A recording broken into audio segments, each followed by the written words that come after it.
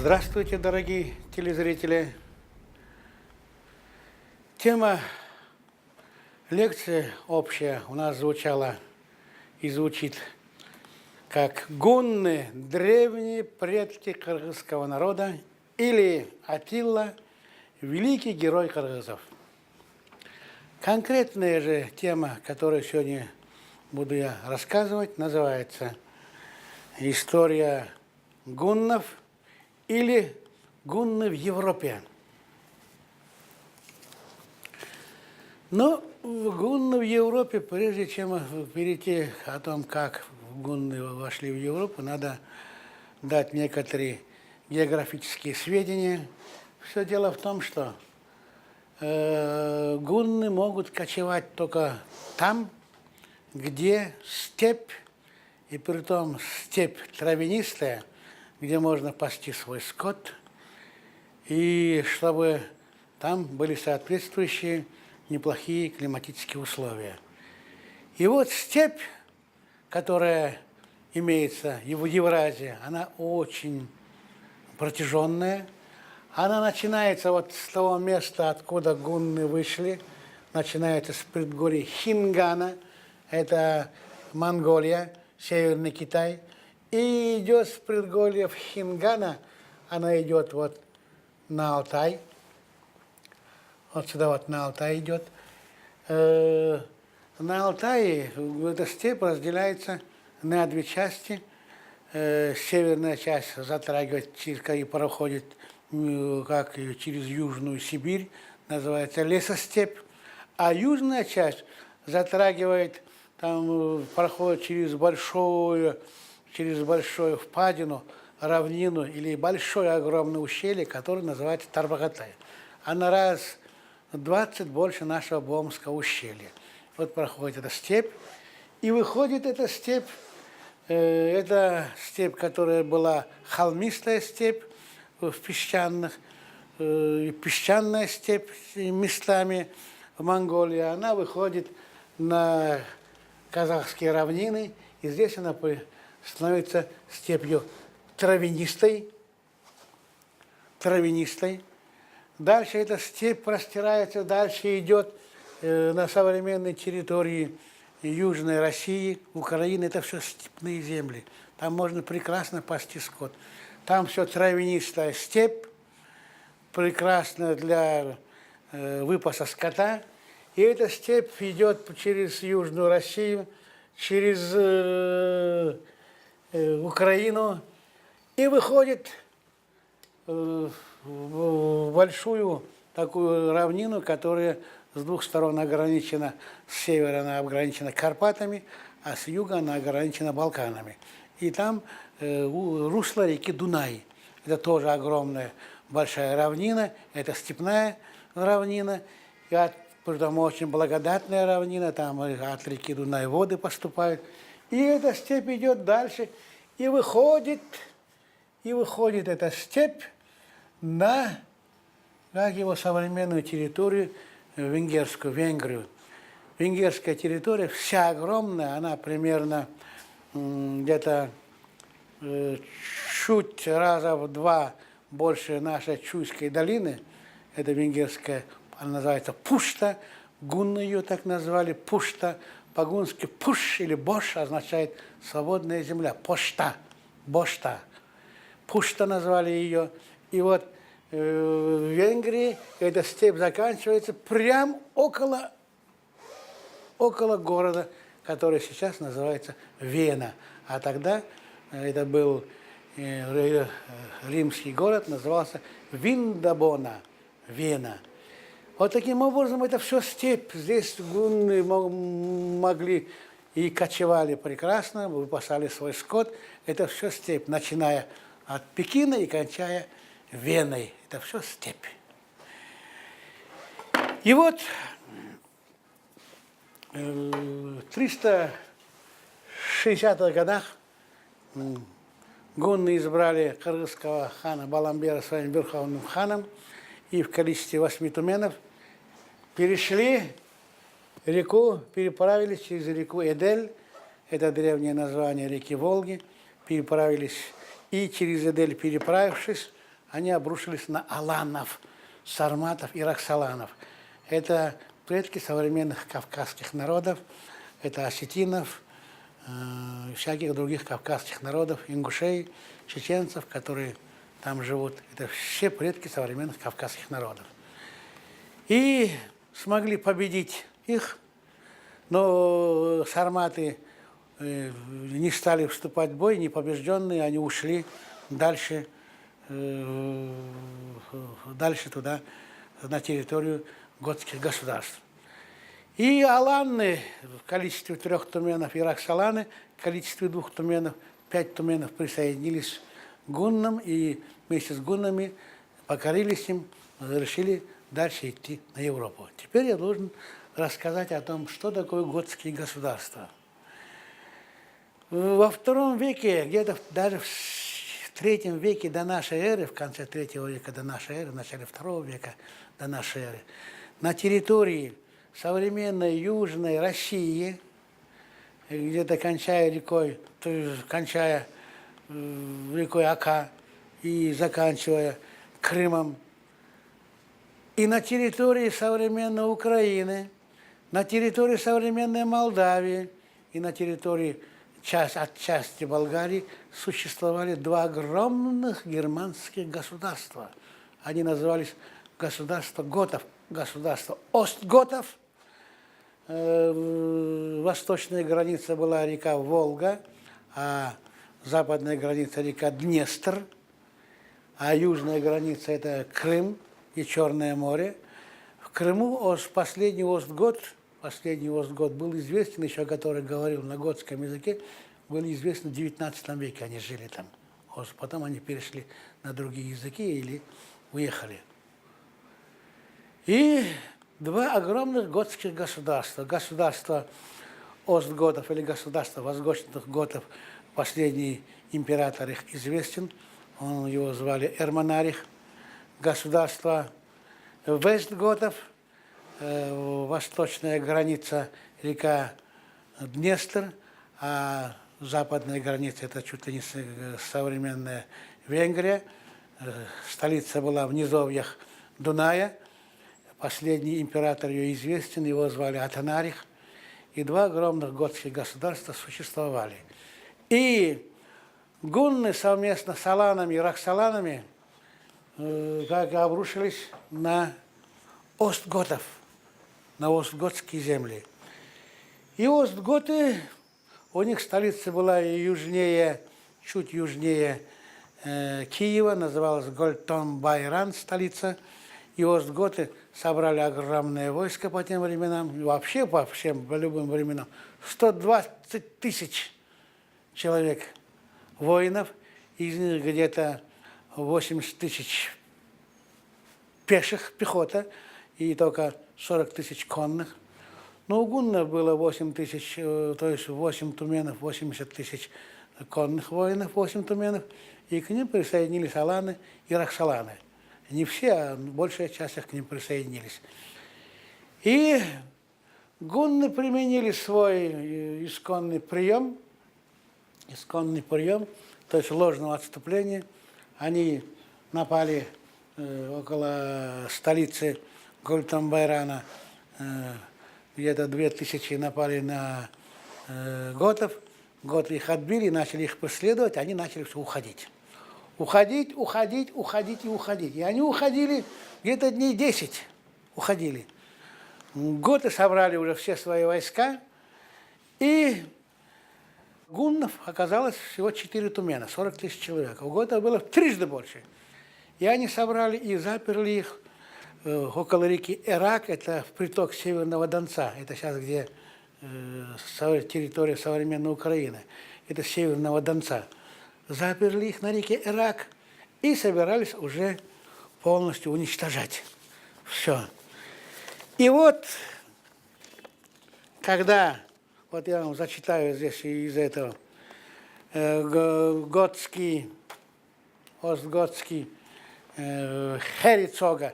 Херицога сейчас называется герцог. Херицога это по-готски Хери, это армия, цога, водитель армии, предводитель армии. Вот, то есть у них был конунг, который верховный король Эрманарих, и был Херцога, это типа военного министра. И вот он, военный министр, вот он, как его, я прочитаю вам из из этих записей. Вот они, как на ладони, усталые, запыленные, затравленные гунские беглецы, которым до сих пор удавалось сбежать от решительных готов. Но на сей раз им никуда не деться. Переправиться через одну из 3 рек, Донат, Эрак или Барак, Донат – это Северный Донец. Они не смогут, опасаясь ударов в спину. К тому же остготских пехотинцев и всадников намного больше, чем гуннов. И это имеет решающее значение в предстоящей схватке. Утром, едва только забрезжит рассвет, бесстрашные готы ударят по зажатым на узком пространстве гуннам, разгромят и порубят их, и тогда плен будет равносилен помилованию и сохранению жизни. Только бы быстрее наступило утро. С такими мыслями надменный Херцога Хельдио Вульвас укладывался спать около костра на приготовленное для него переносное деревянное ложе. И утром проснулся, началось дальше сражение. Большая часть сражающихся гуннов была оттеснена к крутым берегам Ирака, а остальные были зажаты на широкой равнине между речи в плотном кольце. Но в этом кольцевом обхвате было и величайшее спасение для гуннов. Готы не имели возможности реализовать свое тройное преимущество в людях. 3 раза превосходя по численности зажатых со всех сторон гуннов, германские готы в сущности сражались только тем же самым количеством воинов, которое было и у гуннов. Средние и задние ряды, втянувшись клином в узкий участок между Ираком и Бараком, напирали на свои сражающиеся передние шеренги, но реальной помощи оказать не могли. Как удачно, вот мысли Хельдио Вульваса, как удачно, что эти глупые степняки сами залезли в западню. Все, им теперь конец. Теперь не вырвутся никогда отсюда. Навсегда исчезнет в стране готов угроза гунского нападения. Величайшая слава ожидает Херцогу. Милости от конунга, громадная добыча. Все, конец гуннам. Это ясно и без слов. Размышляя таким образом, оглянулся непроизвольно назад великолепный Херцога Хельдио Вульвас и не поверил своим глазам. Решил, что, вероятно, ему мерещится от чувственной возбужденности. Протер глаза, посмотрел еще раз. Нет, ничего не мерещится. В самом деле, медленно выплывает в утреннем мареве ряды гунских верхоконных воинов с севера, запада и с юга. То есть они их окружили. Втянули их сюда, их здесь окружили. Здесь окружили. И там началась уже резня. Всех, большую часть остготов, конечно, они помиловали, не стали их убивать, потому что, во-первых, можно продать их в рабство. Во-вторых, можно их на свою сторону забрать.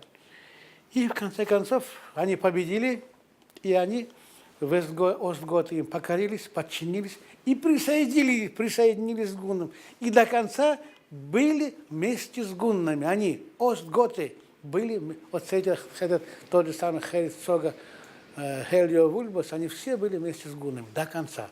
То есть долгие годы они вместе с гуннами воевали на их стороне. В 371 году, победив аланов, присоединив их к себе, гунны в 375 победили и покорили остготов. И в 376 году, через год, они обрушились на вестготов, на западных готов. Западными готами руководили 2 руководителя, конунг Атанарих и военный министр Херцога в Венитарии. Также они смогли гунны их победить, также они их обманным путем завлекли в плавни. Это устье Днепра, плавни – такое место, где топкие места. И вот они обманом смогли их завлечь, все войско вестготов в топкие места, а потом уже начали их просто перестрелять. Большая часть их перестреляли из луков своих. И таким образом большая часть вестготов смогла вырваться из западни, и они начали бежать в два направления. Во главе с конунгом Атанарихом они бежали переправились через Дунай и бежали на территорию Восточно-Римской империи под защиту императора Валентиниана. Попросились к нему приютить их и поступить к нему на службу в качестве пограничных федератов, то есть пограничных стражников. Другая часть, меньшая часть, 1020 вестготов во главе с военным министром или Херицогой Винитарием, они бежали по Днестру, верховья Днестра, и в верховьях Днестра они вышли на славянские племена руссов, антов, венедов, рассамонов и других славян, кривичей, и собрали их всех руководителей и начали им предъявлять претензии: давайте, помогите нам, соберите войска, надо, чтобы вы собрали 30 тысяч войска, у нас 20 тысяч есть, и пойдем воевать с гуннами, иначе гунны придут, вас тоже здесь всех вырежут. Ну, славянские старейшины, славянский вождь Бокса сказал: извините, мы гуннов и не знаем, мы никогда их и не видели, и не знаем, и никогда с ними не воевали. И воевать с ними нам зачем, к чему? Они нам ничего плохого не делали, мы с ними воевать не хотим и не желаем. И притом вы тоже нам за эти года никакого добра особо много не сделали, кроме как приходить, грабить нас, забирать у нас меха, забирать у нас рыбу, забирать у нас мед, воск и все другое. То есть мы не желаем за вас воевать. Винитарии все вестготы обозлились, и 70 славянских старейшин, среди них русин или рус, главный старейшина Бокса, Белоборода, они всех их повесили на дереве. И это в истории есть. В истории это раз написано так. Наверное, знаете фамилию Карамурза или Карамзин. Он из татарских царевичей, но великий русский историк, главный историограф России XVIII века, 13 томов написал Карамзин, выдающийся человек, политический деятель. И вот он пишет, когда исследовал гуннов, он пишет такую вот интересную вещь. Гунны. Конец IV века ознаменовался важными происшествиями. Гунны, народ кочующий от полуночных областей Китая, доходят через неизмеримые степи до юго-восточной России. Нападает около 377 года на Алан, готфов, владения римские, истребляя все огнем и мечом. Ужас был их предтечью. И столетний герой Эрмонарих не дерзнул даже вступить с ними в сражение, но произвольной смертью спешил избавиться от рабства. Восточные готфы должны были покориться, а западные искали убежище во Фракии, где римляне, к несчастью своему, не дозволили им поселиться, ибо готфы соединились с другими мужественными германцами, скоро овладели большей частью империи. История с сего времени упоминает об антах, которые, по известию Иордана и византийских летописцев, принадлежали вместе с венедами к народу славянскому. И Винитар, наследник Эрмонариха, вот сын Эрмонариха, Винитарий, царя Готского, был уже данником гуннов, но хотел еще повелевать другими народами. Завоевал страну антов, которые обитали на севере от Черного моря, следственно в России, и жестоким образом умертвил их князя именем Бокса 70 знатнейшими боярами. Царь гунский Баламбер вступился за утесненных и победил Винитария, освободил их от иго готфов. Нет сомнений, что анты и венеды признавали над собой власть гуннов, ибо сии завоеватели во времена Аттилы, грозного царя их, повелевали всеми странами от Волги до Рейна, от Македонии до островов Балтийского моря, истребив бесчисленное множество людей, разрушив города и крепости дунайские, предав огню селения, окружив себя пустынями обширными Аттила царствовал в Дакии, где под наметом шатра брал дань с Константинополя, но славился презрением золота и роскоши, ужасал мир и гордился именем бича небесного. Жизнью всего варвара, но великого человека, умершего в 454 году, прекратилось и владычество гуннов. Славяне, древние славяне, послали срочно гонцов Баламберу. Галамбер высылает 3 тумена во главе со своим помощником, типа военного министра Агапом. Агап – это древнее тюркское, древнегунское слово, означает чисто белый. Агап. Отсюда в русском языке очень много слов агапов, то есть в честь этого великого человека. И Агап с 3 туменами приходит на помощь славянам, они рассеивают Вестготы бегут дальше на север и убегают на территорию современной Германии. Вестготы. Славяне в знак признательности, что гунны спасли их от готской резни, вестготов, они присоединяются к гуннам и вместе с ними будут до конца. До конца. Вместе с ними будут даже на каталонском сражении и будут до конца с гуннам верны, и с гуннами будут вместе воевать против Римской империи. Спасибо за внимание. До следующих встреч.